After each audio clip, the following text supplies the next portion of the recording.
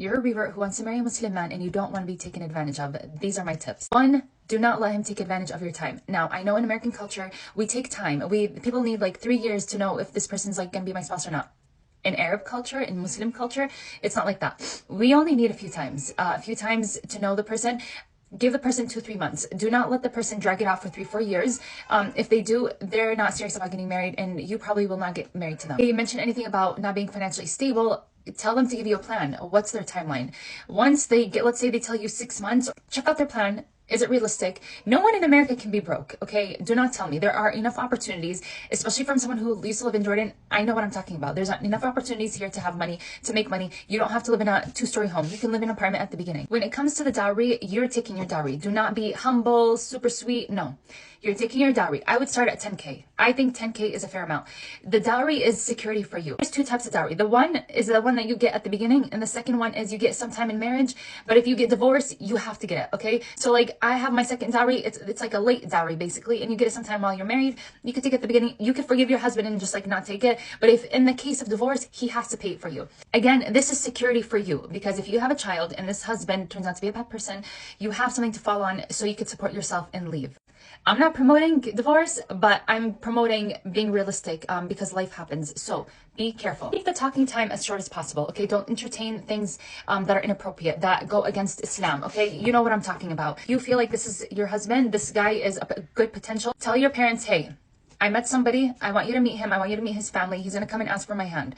In the engagement time, you guys can get to know each other a lot more. At least it'll be halal for you guys to be hanging out by yourself, alone in public, okay? Like if you guys do the katb kitab, which is the engagement, the contract, you guys can go out to restaurants, to cafes. Just do not be in apartments by yourself. Don't forget this. And I know it could be scary for your family. They're like, what is this? What is going on? This is not how we don't just marry random people, okay? This is why I say meet each other, talk to each other, let your parents know each other, let them get comfortable with each other. I know this is scary and I know you're in a tough position, and inshallah, Allah will make it easy for you. Now, something that I found out from a revert is that your dad cannot be your wali if he is a non-Muslim. So before you guys go to do the katb kitab and all that stuff, you're going to have to ask the sheikh or your masjid of who can be your wali. Now, the girl that told me about this said that the imam ended up being her second wali, so he filled in for that spot. Don't ever let the man make you think that you're less because you're a revert. Actually, another thing, the past that you had before you were Muslim, don't disclose it. Just leave it. Just leave it. Anything that you did, any sins that you did, just leave it in the past, okay? Once you become Muslim, you're a new person, okay?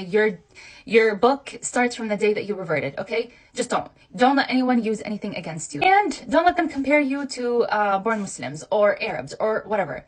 If the man says that an Arab girl would never, she did, and she always will, okay? We stand up for our rights. We stand up for ourselves. We're not weak women. We're not just submissive. We have a right. I'm not going to lay down and let you beat me up. You know what I'm saying? From the reverts that I talked to, they have told me that their past was brought up. And it was brought up, like one of my friends, it was brought up after having 4 kids. So believe me, you just don't disclose stuff. There's certain things that you should just keep to yourself. Have clear boundaries from day one, okay? Day one, before the feelings come in, before the I need to impress this person come in. Set the boundaries. Set the boundaries with him, with the mother-in-law, with the father-in-law. Set your boundaries, okay? And I'm talking about, if you don't want to live with his family, don't live with his family. If his mother-in-law expects you to call every single day, and you know what, it's unrealistic. Tell your husband, you know what, if your family disrespects me, I expect you as my husband to stand up for me, okay? He doesn't have to fight with them. Just say something like, you know, please respect my wife. That's it. I hope this is helpful. If you guys have any more questions, please put them in the comments. I will be more than happy to help. And inshallah khair. May Allah protect you guys, because you reverts are my little gems. I love you guys. And I worry about you guys a lot, but Allah is the one who protects you. So I can't really worry. I have to leave it to Allah. Wa inshallah khair.